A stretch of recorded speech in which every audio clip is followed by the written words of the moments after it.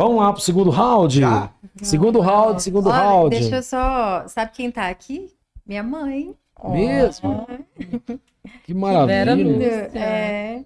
Que maravilha. Nossa, tem muita Lindo. gente aqui, né? Obrigada, Muito bacana. mãe. Muita gente segundo Naldo, senador aqui Canedo. também. Começa a colocar de que bairro você tá, de que cidade você tá falando. Coloca aí. Coloca aí pra gente Cadê poder meu povo saber. de Marabá? Se a Te galera amo, tá mãe, aqui. pai, minha família maravilhosa. A senhora é o porto seguro dela também. Pode ter certeza que todos esses portos é tudo porto seguro. Ô, danado. Coisa boa. Marília Oliveira dizendo aqui que às vezes precisa falar. Os olhares dizem tudo e as forças acabam. Todos deveriam ter compaixão. Uau. Mas é complicado. Verdade, Marília. Mas a gente precisa insistir com aquelas pessoas que nos causam dor. Jesus insistiu até com o ladrão. O da esquerda e o da direita. E a compaixão, ela tá dentro do maior mandamento, né? Que é o primeiro. Amar a Deus sobre De todas todas as as coisas coisas. e o próximo como a ti mesmo. E aí, nós vamos falar de que agora, Eduardo? Rufem os tambores. Mas, vamos lá. Gente, pode mandar pergunta pro Eduardo, mas a cara, Gente, arrebenta aí. Vocês estão com medo de falar comigo? Vocês têm povo medo? quer saber. O povo quer saber. Vamos lá. Ixi. Pessoas. Uau, eu não sei porque eu senti no meu coração que ia sair essa pergunta agora. Segundo Pedro, capítulo 2, versículo... Porque um encaixados, ele é alicerçado na palavra. É na palavra, é isso mesmo. Sem a palavra, não tem convencimento. E aí, assim, eu queria até ler essa palavra, Top. porque eu acho que a gente separa rapidamente, a gente vai ler essa palavra aqui, 2 Pedro, pra gente entender o seguinte, olha só. É 2 Pedro 2:1. Olha só, até que essa palavra é forte, para você entender aí da sua casa, onde quer que você esteja. Olha só. Assim como houve entre o povo falsos profetas, assim também haverá entre vós falsos doutores, que introduzirão disfarçadamente seitas perniciosas. Eles, renegando assim o Senhor, que os resgatou, atrairão sobre si uma ruína repentina. Então, só para você ter ideia. E essa pergunta vai em cima disso, em cima dessa palavra, que ela é poderosa. E tem tudo a ver com essa passagem. Essa pergunta que o senhor suscitou é para provocar você que está em casa com as respostas que eles vão dar aqui agora para nós. Qual é a pergunta, meu amor, lindona? Opiniões distorcidas sobre vocês provocam? De novo? Então, deixa eu começar. A Não, opinião deixa ela distorcida sobre vocês provocam? Provocam vocês? Pronto? Você pode falar, Eduardo. Você percebe tanto que esse programa é bacana? Ele é tão espiritual que você seleciona uma pergunta e ele meio que emenda, né? Ele traz a gente começa falando ali sobre julgamento, aí a pergunta que sai é sobre compaixão e ele vem envolver essas pessoas na compaixão para perguntar sobre essa provocação, entendeu? Então, provoca essas pessoas por falta de opinião, de falta de entendimento, elas provocam a gente? Eu tenho 11 anos de caminhada, né? Eu conheci, Jesus me alcançou com 32 anos, eu tô com 43. Minha vida foi transformada em 2017, né? E ali eu me tornei um grande homem, na minha visão. E os primeiros 2 anos eu não suportava, eu não conseguia, porque eu não tinha maturidade. Por muitas vezes, eu ainda era aquela cana dura. Eu lembro que eu era. Eu era arrogante, eu era prepotente, eu falava alto. Você lembra, né, comadre, no começo da nossa sociedade, que as pessoas não gostavam de mim. Não gostavam, porque eu, inconscientemente, eu não visualizava o tanto que eu era ruim para as pessoas. Porque eu falava alto, a tonalidade da minha voz era agressiva. Então, eu não tinha maturidade espiritual e nem familiar, nem conjugal, devido às minhas dores, né? Por ter tido muito dinheiro já e ter quebrado, aquela coisa toda. E aí, o que as pessoas falavam me machucavam, de verdade. Machuca. E eu acredito que o evangelho ele é muito lindo, porque Herodes manda matar todas as crianças de 1 a 2 anos, porque os reis magos tinham visto que tinha uma estrela que tinha vindo, que era o Filho de Deus. E aí os reis magos contam para Herodes, ele fala, não, vai lá e vê se é verdade e me avisa. E aí eles vão lá ver que é o Salvador, mas não voltam pelo mesmo caminho. Eles não contam para Herodes. E aí Herodes fica muito revoltado e manda matar. Só que aí o anjo Gabriel chega para José e fala, olha, pega seu filho Jesus e a sua esposa e guarda eles até isso cessar, até o Herodes morrer. Ele era Jesus, ele era o próprio Deus. Ele poderia muito bem ter feito qualquer coisa com Herodes, mas não, Deus falou para ele que ele tinha que viver um processo.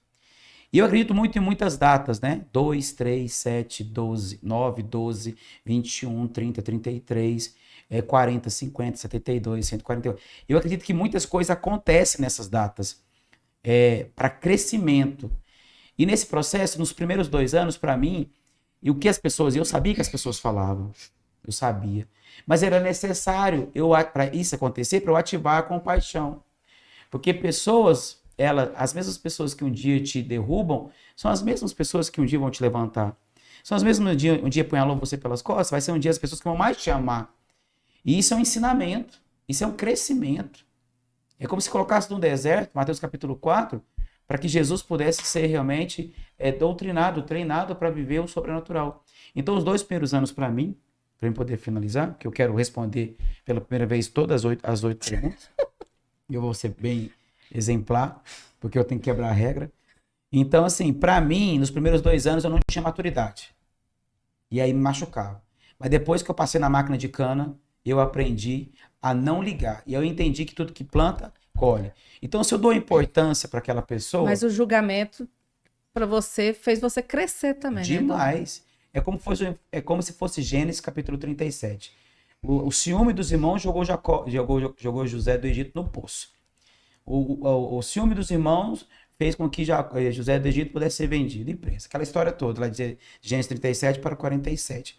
Então, foi necessário o julgamento comigo para me crescer e ter maturidade.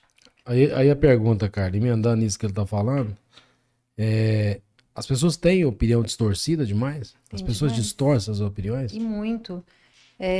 Eu falo assim que hoje, assim, quantas pessoas, principalmente mulheres, né? Quantas mulheres já chegaram em mim para pedir perdão depois que se aproximou e me conheceu e soube também do meu testemunho, chegaram em mim para pedir perdão, né?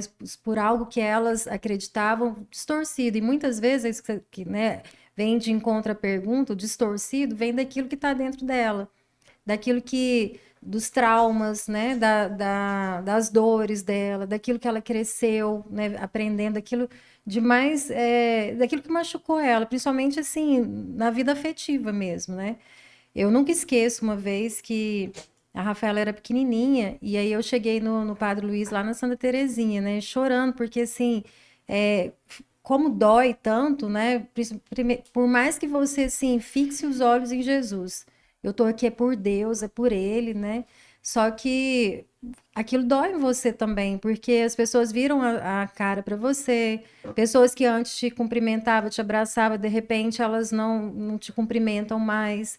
Você fica sabendo que uma ou outra falou. Então, assim, eu lembro que uma vez, e eu chegava assim em casa, dentro do carro, com a Rafaela ali, chorando, pequenininha, no bebê conforto, né? E viajava de lá de casa até lá na Santa Terezinha.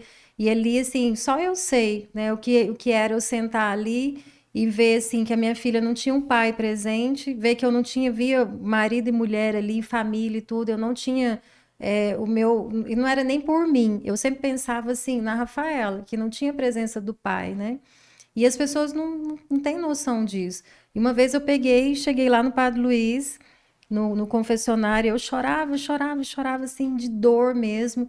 Eu falava para ele assim, padre, eu não venho aqui mais, né? Eu vou voltar lá para o santuário, né, e tudo.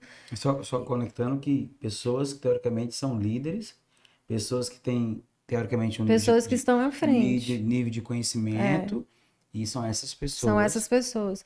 Então eu falei para ele, eu falei assim, eu não vou voltar mais, eu vou ficar por lá e tal. Aí ele pegou e virou para mim e falou assim, minha filha, eu só vou te falar uma coisa, olha somente para a cruz. Olha somente para Jesus. É uma escolha sua, não posso te obrigar e tudo, mas é uma escolha sua. Se você não quiser, estar aqui. E ali eu gostava de estar lá. E a Rafaela, assim, chegava lá, ela pequenininha. Tanto é que assim, eu sentava sempre no mesmo lugar, porque ela ia lá para frente e voltava, sabia onde eu estava. Então, assim, todo domingo era isso. Todo domingo era aquele mesmo movimentinho dela ali, né? E assim, e ali, por exemplo, esposas, né, de pessoas que estão à frente, tudo, onde eu nem tinha conversado, os homens tratam super bem. Eu evitava conversar e olhar para os homens, justamente assim, para preservar aquelas mulheres, né, para elas não se sentirem ameaçadas, né, por mim. Então, eu mantinha meus olhos aonde? Na cruz, fixos ali, não deixei de ir. Fiquei ali, a Rafaela foi crescendo, e eu fiquei, e assim, era dor, né? E até que hoje, assim, mulheres lá de dentro são amigas minhas, estão próximas a mim e me pediram perdão por um dia terem me tratado dessa forma. Uau. Forte, né? Gente, muito bacana, viu? Muito bonito. E assim, a gente fica impactado, tanto que a gente ainda precisa amadurecer, né? Tanto que a gente caminha com o Senhor, né? Vive esse casamento com o Senhor, mas precisa amadurecer, porque muitas vezes a gente está na igreja fazendo papel de lobo, né? Então, assim, é muito perigoso isso. É por isso que muita gente está distante da igreja. Nossa, eu conheço tantas pessoas que não querem saber de igreja. Tem Por causa gente do que julgamento, né? tem gente que quer passar bem distante da igreja. Tem a sua vida de oração, ora, mas não quer. Vocês conhecem também, pessoas que não querem se envolver. Tem gente que no máximo vai numa missa ou vai num culto e vai para casa, não se envolve, não passa o telefone para ninguém, né? Porque às vezes você tá no culto e aí o pessoal pede, né? O pessoal que tá servindo ali pede seu telefone. Não quero te passar o telefone, não Mas quero isso que a Carla, Tá na missa também, não quer passar o telefone, não quer ter contato. mas que a Carla passou, nós também passamos quando nós chegava no Padre Luiz, porque o que nós vivemos, as pessoas ficavam olhando para nós. Aquilo ali, no mês, estava já julgando, mas nós nunca deixou de ir no lugar por causa disso. Porque quem tinha que saber das nossas vidas era eu e o Gilberto. O que tem, e Jesus que estava lá na frente. O resto, nós chegávamos, sentávamos, participar da missa. Mas a gente via sempre aquelas conversinhas que é desagradável, que as pessoas têm que ir para a igreja. É para ver Jesus, né? Quem está do lado, quem está na frente, quem está do outro lado. A hora que as pessoas começam a olhar Jesus lá no centro, eles param de ficar falando da vida dos outros. Aí eu acredito literalmente que o papel é isso que você fez, cara. Vai com a sua filha, e eu tenho certeza que a dona Vera e o seu pai também foi muito importante nesse processo. Um abraço para eles que estão em casa. E na certeza que tá ali, olha para a cruz, tenta realmente encontrar o seu espaço, o seu lugar. E Deus nos chama para uma comunhão, né? Então, assim, se nós tivermos comunhão com Ele, Ele vai ajustar tudo. Amém? Amém. Amém.